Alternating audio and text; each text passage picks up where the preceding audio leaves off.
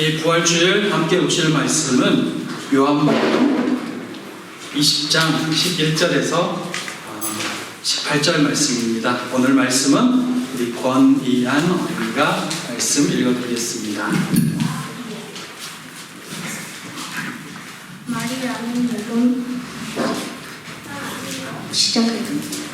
마리아는 무덤 밖에 서서 울고 있더니 울면서 구부른 무덤 안을 들여다보니 흰 옷 입은 두 천사가 예수의 시체에 누웠던 곳에 하나는 머리편에 하나는 발편에 앉았더라.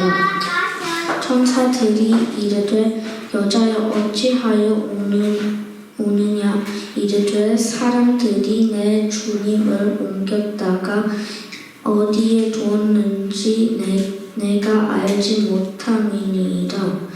이 말을 하고 뒤로 돌이켜 예수께서 서 계신 것을 보았으나 예수이신 줄은 알지 못하더라.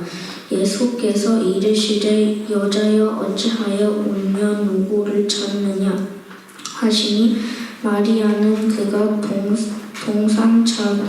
동산지기인 줄 알고 이르되 주여 당신이 옮겼거든 어디에 두었는지 내게 이르소서. 그리하면 내가 가져가리이다. 예수께서 마리아야 하시거늘 마리아가 돌이켜 히브리 말로 라보니 하니 이는 선생님이라는 말이라. 예수께서 이르되 나를 붙들지 말라. 내가 아직 아버지께로 올라가지 아니하였노라. 너는 내 형제들에게 가서 이르되 내가 내 아버지 곧 너희 아버지 내 하나님 곧 너희 하나님께로 올라간다 하리 하시니 막달라 마리아가 가서 제자들에게 내가 주를 보았다 하고 또 주께서 자기에게 이렇게 말씀하셨다 이르라. 아멘. 아멘.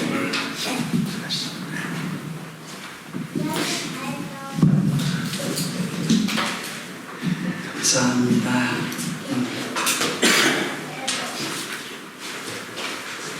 반갑습니다. 모두 고난주간 한 주 잘 보내셨습니까?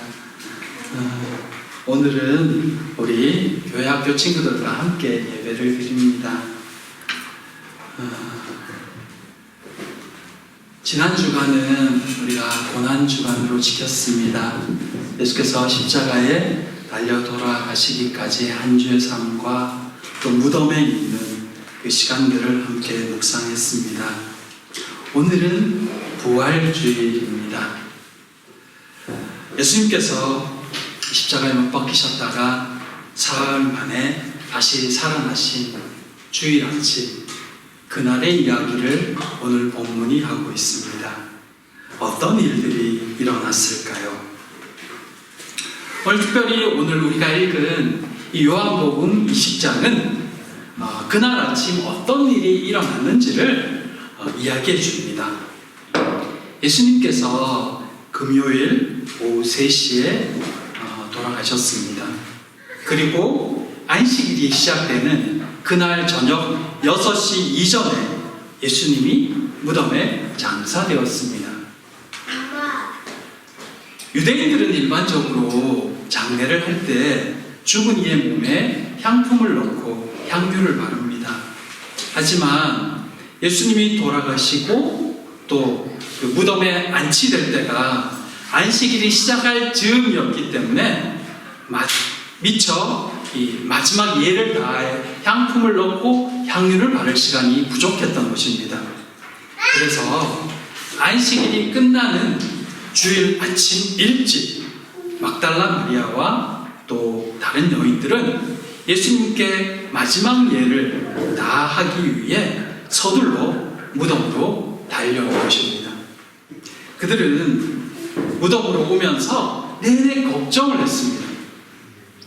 대제사장들과 바리새인들이 예수님의 시신을 누가 훔쳐갈까 해서 군사들을 시켜서 그 무덤에 큰 돌을 막고 또 군인들로 그 앞을 지키게 했기 때문입니다. 과연 그 큰 돌을 누가 굴려줄 수 있을지, 또 그 앞을 지키는 군사들은 어떻게 해야 되는지, 이런 걱정들을 하면서 이 여인들이 새벽에 달려오시죠. 근데 막상 무덤에 왔더니 무덤을 지키던 군사도 없어졌고, 무덤 동굴을 막았던 큰 돌도 이미 굴려져서 한쪽에 가 있습니다. 생각지 못한 일이 일어나니까 너무 놀라서 이 여인들이 아마 무덤 안을 들여다보지도 않고 바로 제자들에게 달려갔던 것 같습니다. 달려가서 이런 일이 일어났습니다 라고 이야기했더니 이 제자들도 그 이야기를 듣고는 무덤으로 달려왔습니다. 과연 비어있는가 봤습니다. 그리고는 집으로 돌아갑니다. 빈 무덤을 본 것 치고는 반응이 너무 조용합니다. 예수님의 시신이 없어졌다는데 그걸 직접 눈으로 확인하고서는 아무런 조치도 없이 그냥 돌이켜서 집으로 간 겁니다. 그들은 예수님께서 이전에 4번이나 죽으셨다 다시 살아날 것을 말씀해 주셨는데도 불구하고 그 순간까지 그들은 예수님의 말씀을 기억하지 못했습니다. 그러니 시신이 없는 그 돌무덤에서 자기들이 뭘 더 할 수 있을까 하며 그냥 허탈하게 집으로 돌아간 겁니다. 막달라 마리아 역시 어떻게 해야 할지 몰랐습니다. 그저 예수님께 자신의 마지막 사랑을 표현하고 싶은 마음만 있었을 뿐, 지금 이런 일이 일어날 건 상상도 하지 못했기 때문에 어찌할지 몰라서 그냥 울고만 있는 겁니다. 울면서 동굴 안을 들여다봤는데 놀랍게도 거기에 흰옷 입은 2 천사가 보입니다. 2 제자들이 있을 때만 해도 보이지 않던 천사들이 지금 마리아 눈앞에 보이는 것이죠. 그들이 묻습니다. 여자여, 어찌하여 우느냐? 마리아가 하소연합니다. 사람들이 내 주님을 어디로 옮겼는데 어디에 두었는지 모릅니다. 그리고 뒤를 돌아보는데 예수님이 서 계십니다. 근데 사실 이 장면은 복음서마다 조금씩 다릅니다. 그 이유는 각 복음서의 특징에 따라서 중요하게 생각되는 부분을 그 본문 속에 더 부각시켜서 기록하고 있는데, 요한복음은 특별히 예수님의 신성과 또 이 개인과의 만남을 더 강하게 부각시키고 있었던 것입니다. 그래서 여러 여인들이 갔지만 여기에는 막달라 마리아 한 명만 이후에 예수님을 만난 것으로 이야기하고 있습니다. 예수님이 막달라 마리아 뒤편에 서 계셨는데, 그리고 얼굴을 봤는데 이 마리아는 예수님을 그저 그 무덤 동산을 지키는 동산지기로만 압니다. 왜 그랬을까요? 부활하신 예수님의 그 영광스럽게 변화된 모습을 못 알아봤을 수도 있고, 한편은 그 시간이 이른 새벽입니다. 물론 달려왔으니까 그럴 수도 있지만 얼굴을 분별하기 힘든 환경이었지 않았을까? 아니면 동굴에서 바깥을 바라보았기 때문에 햇빛이 예수님 뒤편으로 비쳐서 못 알아본 것인가? 그런 이야기들을 합니다. 그것이 아니고는 3년을 따라다녔던 예수님을 몰라볼 리가 없거든요.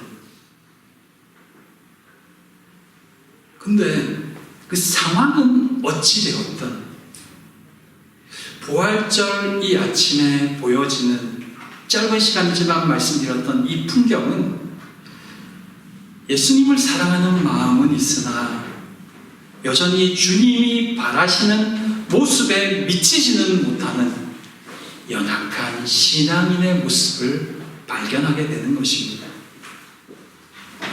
막달라 마리아는 그저 그 아침에 예수님의 시신을 찾아서 예수님을 위해 그녀가 할 수 있는 마지막 일, 그 몸에 향유를 발라드리는 것, 그것만을 원했습니다. 예수님이 살아나셨다는 것은 상식적으로 말이 되지 않기 때문에, 그래서 예수님의 음성을 들으면서도 그분이 예수님일 거라고 생각도 하지 못한 것입니다. 얼굴을 보면서도. 근데 사실 상식적으로 따지면 맞는 이야기일 수 있습니다. 자신의 눈으로 예수님이 십자가에 달리시는 걸 봤습니다. 그분이 고통스럽게 있다가 죽으시는 모습도 봤고 죽은 후에 내려지는 모습도 봤습니다. 심지어는 무덤에 안치되는, 동굴에 안치되는 모습도 봤습니다. 그러니 죽은 사람이 살아난다? 상상할 수 없는 일이죠. 하지만 조금만 더 깊이 생각했더라면 이게 전혀 불가능한 일은 아니다라는 생각을 했을 수도 있습니다. 왜냐하면 예수님은 공생의 기간에 한 과거에 죽은 아들도 살리셨고, 무덤에 있던 나사로를 살리신 것도 바로 며칠 전이었기 때문입니다. 그런데 정말 사람이라는 동물이 참 고집스럽고 외골수입니다. 내게 직접적으로 일어나지 않으면 나와 상관없는 일인 것처럼 받아들이곤 한다는 것입니다. 당장 지금 전쟁이 나서 사람들이 죽어가고 있음에도 사람들의 관심은 기름값이 너무 올랐다. 이게 더 큰 걱정입니다. 예수님께서 이전에 이미 죽으심과 부활하심에 대해 몇 차례나 말씀하셨음에도 불구하고 그것이 자신들의 삶에 실제적으로 일어날 현실이라고 생각지 않았기 때문에 나사로가 다시 살아난 사건도 한때의 기적과 기억으로만 그들의 머릿속에서 사라져버린 것입니다. 그리고는 죽은 예수의 시신만 찾는 것입니다.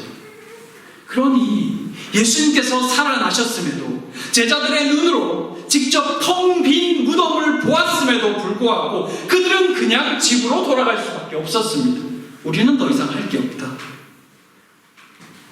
예수님께서 이미 4번이나 고난과 죽음과 부활에 대해서 말씀하셨음에도 아무도 그 사실을 깊이 기억하지 못한다는 것입니다. 천사들이 나타나 놀라운 일을 말해 주었음에도, 심지어 예수님이 그의 눈앞에 나타났음에도 동산지기로 착각하는 것입니다. 오히려 대제사장들과 바리새인들은 예수님께서 생전에 하셨던 말씀, 사흘 후에 살아나리라 라는 그 말씀을 기억하고 무덤에 군사를 배치합니다. 그들이 이 말을 믿었을까요? 아니요. 믿지는 않았지만 그 말은 기억했습니다. 그래서 혹시나 누가 훔쳐가거나 어떤 일이 발생했을 때 일어날 곤란한 일을 막고자 군사들을 배치한 것입니다. 예수님께서 다시 살아난다는 이 말이 실제였건 가짜였건 분명히 그것이 그들에게 직접적인 영향을 미칠 것을 알았기 때문에 그 말씀을 기억하고 그에 맞춰서 그들은 반응했다는 것입니다. 그에 반해서 제자들은 아무도 예수님의 부활 사건이 자신들에게 직접적으로 해당되는 일이라고 생각지 않은 겁니다. 생각지 않으니 아무도 기억지 못하는 것입니다. 그랬던 사람들이 언제 예수님의 부활 사건을 믿게 될까요? 예수께서 직접 그들을 만나주시러 찾아오셨을 때입니다. 막달라 마리아의 이름을 불러주셨을 때입니다. 그때야 비로소 예수님의 부활 사건이 자신들에게 일어난 사건이구나 라고 받아들인 것입니다. 우리는 올해도 기뻐하며 부활주일 예배를 드립니다. 예수님께서 다시 살아나셨음을 감사하며 이날을 기념합니다. 하지만 기독교인의 그 BBC 1917년 BBC에서 조사한 결과에 따르면 자신이 그리스도인이라고 말하는 사람의 31%만이 예수님의 부활을 실제적이다라고 믿는다는 것입니다. 대략 70%의 사람들이 예수님의 부활에 대해서 그저 있었던 그냥 기록, 나와는 상관없는, 때로는 현실적이지 않는 일이라고 생각했다는 것입니다. 그래서 부활주의를 그저 연례 행사처럼 생각하는 그리스도인들도 굉장히 생각보다 많다는 것입니다. 독일에서의 부활절은 이 토끼 모양 초콜릿이 더 많이 생각나곤 합니다. 왜 그럴까요? 부활절이 더 이상 그들에게 중요한 의미가 아니기 때문입니다. 예수께서 다시 살아나셨다는 이 사실이 그들의 신앙생활에 그렇게 중요하게 여겨지지 않는다는 것입니다. 정말 무서운 이야기입니다. 기독교에서 예수 그리스도의 십자가 죽음과 부활이 없다면 기독교는 사실 허구입니다. 천국의 소망이 사라집니다. 그럼 기독교는 더 이상 믿을 이유가 없는 사이비 종교일 뿐입니다. 근데 생각보다 많은 이들이 부활의 기쁨 없이 종교 생활을 하고 있는 것입니다. 그것이 어떻게 큰일이 아닐 수 있을까요?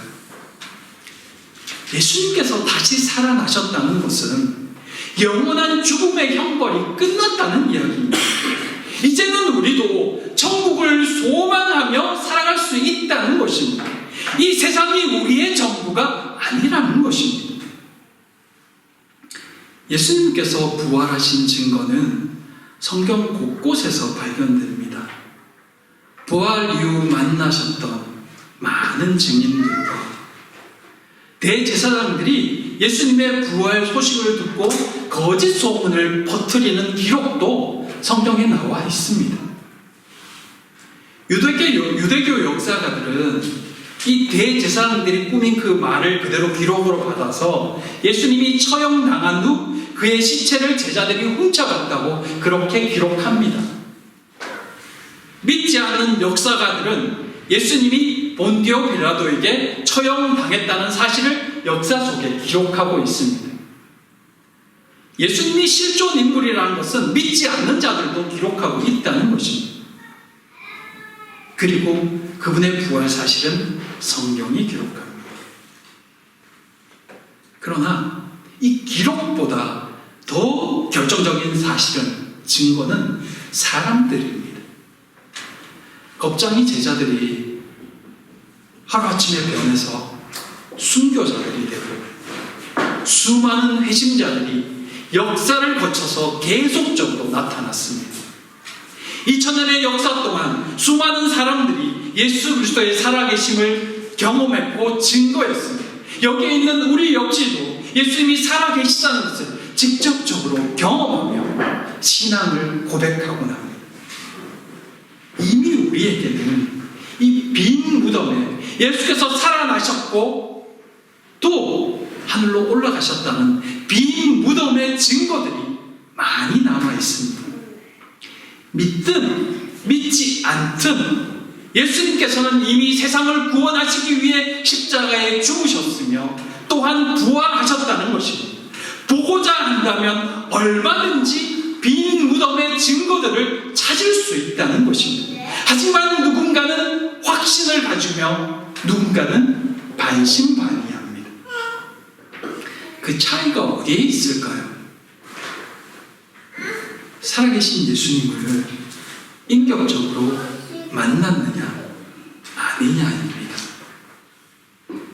살아계신 예수님을 경험한 자는, 만난 자는 믿을 수밖에 없고 그렇지 않는 자는 종교 생활을 할 수밖에 없습니다. 오늘 예수님의 빈 무덤을 그의 눈으로 직접 보았지만, 천사들을 만났고 심지어 예수님이 그의 곁에 나타났지만 알아보지 못했던 마리아, 예수님이 그녀를 부르시는 그 음성을 들음으로 부활하신 예수님을 온전히 만나뵐 수 있었던 것처럼, 예수님의 부활을 믿었던 것처럼, 예수님을 온전히 만난 사람은 천국 소망을 가지고 살아가는 것입니다. 신앙생활과 종교생활의 차이는 여기에서 결정됩니다. 예수님을 경험했느냐 아니냐. 하지만 이것은 사실 내가 원한다고 되는 것은 아닙니다. 전적인 주님의 뜻이기 때문입니다. 그럼에도 소망을 가지는 것은 사모함으로 기다리면 때가 되면 만나 주신다는 것입니다. 제자들은 빈 무덤을 보고 집으로 돌아갔지만 끝까지 남아 예수님의 시신이라도 보기를 원했던 막달라 마리아는 결국 부활하신 주님을 만나뵐 수 있었습니다. 시편 107편 9절에 그가 사모하는 영혼에게 만족을 주시며 줄인 영혼에게 좋은 것으로 채워주심이로다 라고 말씀합니다. 부활 소망은 그리스도인에게 반드시 있어야 될 소망입니다. 그 소망을 주시기 위해 주께서 죽으셨고 또 부활하셨습니다. 그러니 우리는 반드시 사모해야 합니다. 간절히 구하고 또 구해야 합니다. 우리를 만나주시고 은혜 주시는 주님을 만나게 될 것입니다. 반드시 이 은혜와 소망을 가지고 살아가는 모두가 되기를 축복합니다. 모두에게 이 부활 소망이 충만하길 진심으로 기도하고 축복합니다. 둘째, 나를 붙들지 말라. 예수님이 다시 살아나셨다는 것을 진심으로 깨닫게 되었을 때 막달라 마리아의 마음은 어떠했을까요? 너무 기뻐서 자기도 모르게 예수님을 활약 안고 싶었을 것입니다. 실제로 마리아가 너무 기뻐서 예수님의 옷자락을 붙들려고 했던 것 같습니다. 그러자 예수님께서 나를 붙들지 말라라고 말씀합니다. 조금은 차갑고 서운하게 들릴 수 있는 말씀이었습니다. 그런데 이 붙들지 말라는 헬라어 메무합투 이 단어는 현재 명령형 부정어입니다. 무슨 표현이냐면 이는 단순히 손을 대지 말라는 일회성 금지가 아니라 이미 붙들고 있는 것을 멈추라는 뜻입니다. 쉽게 표현해 계속 붙들고 있으려 하지 말라는 뜻입니다. 옛 상태 그대로 계속해서 예수님을 붙들고 놔주지 않으려 하는 모습, 생각, 그것에 대한 말씀이셨던 것입니다. 과거에는 이 땅에 오신 예수님을 따라다니며 그분이 전하는 말씀과 그 기적을 보며 살았습니다. 그러나 이제는 그 마음을, 그 생각을 내려놓아야 된다는 것입니다. 이제 예수님은 하늘로 올라가십니다. 그것은 새 시대가 온다는 뜻입니다.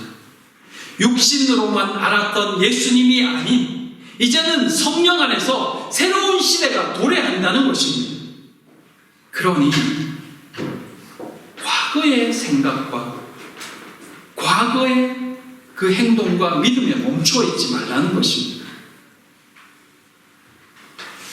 예수님께서 전하라고 말씀하시면 어떻게 표현하냐면 내 형제들에게 전하라고 표현하거든요.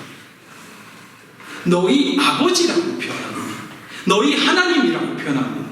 뭐냐? 이제 그들은 너희는 제자만이 아니라 이제는 내 형제라고 표현합니다.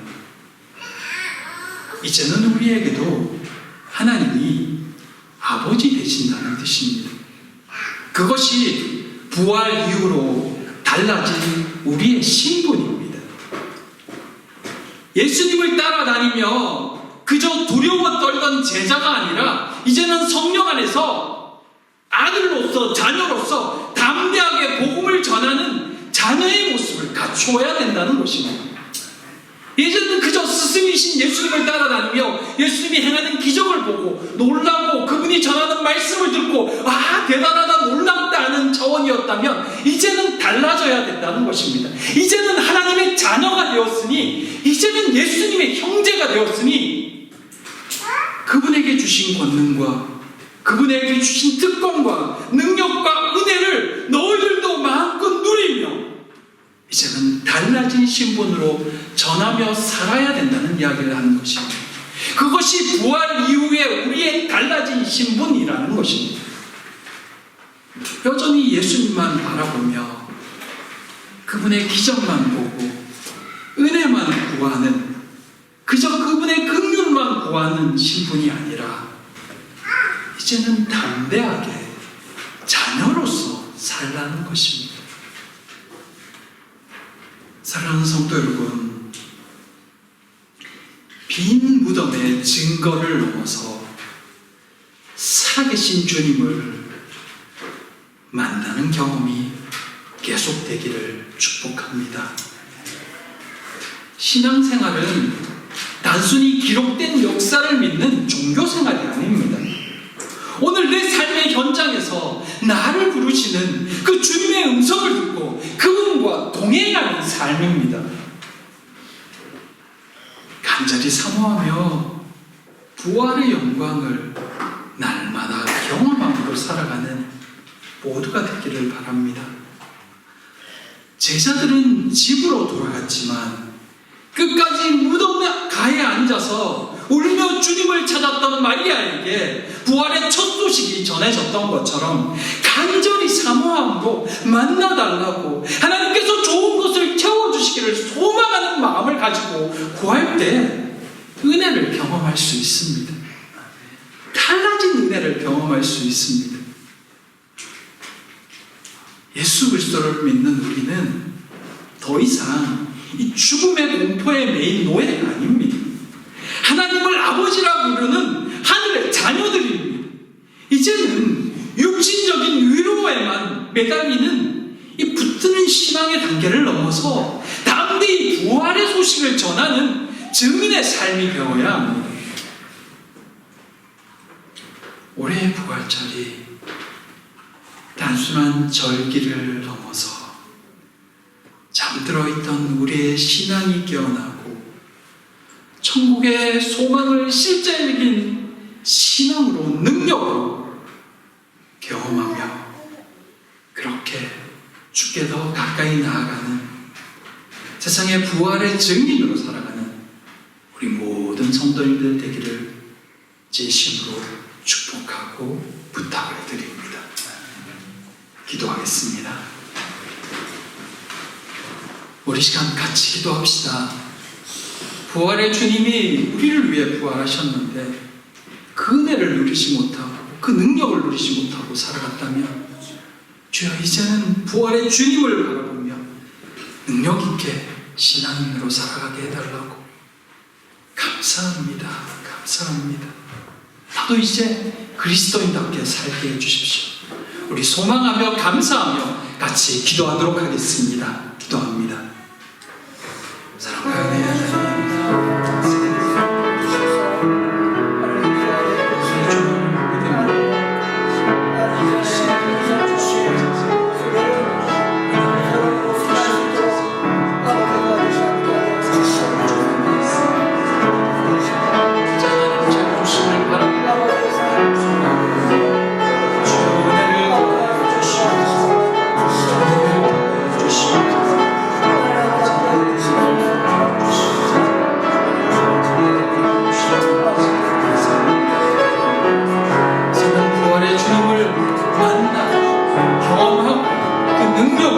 세상에 복음을 전하는 일꾼들이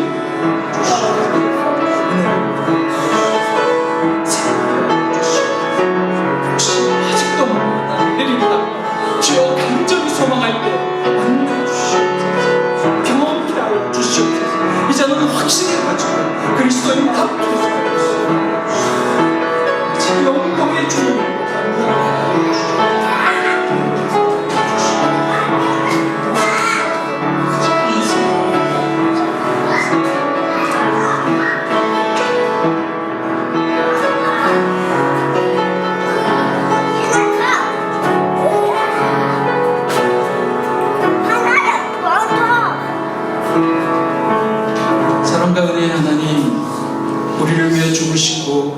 우리를 위해 살아나심으로 천국 소망을 가질 수 있게 하심을 감사드립니다. 이제는 하나님의 자녀답게 담대함으로 증인의 삶을 살아가는 저희가 되기를 소망합니다. 성령으로 충만히 채우사 믿음의 삶 살게 인도하여 주시옵소서. 우리의 남은 삶 동안 더욱 천국 소망으로 열방 가운데 복음을 전하는 증인 되기를 소망하오며 예수님 이름으로 기도드립니다. 아멘.